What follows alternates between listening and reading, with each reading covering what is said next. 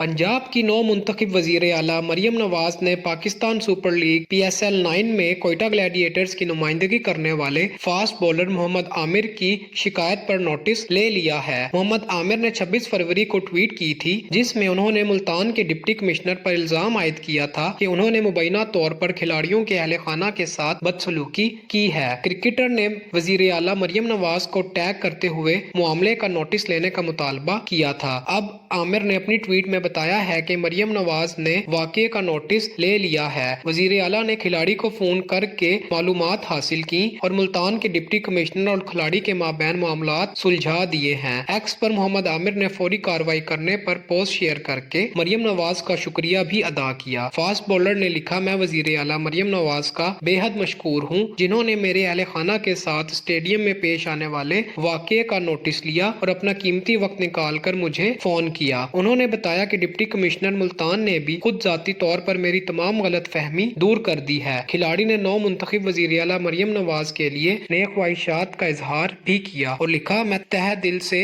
इनकी काविश को सराहता हूँ और इस नए सफर में मेरी नेक ख्वाहिशात इनके साथ हैं। मजीद ऐसी वीडियोस देखने के लिए हमारे चैनल को सब्सक्राइब करें और बेल आइकन को दबाना न भूलें।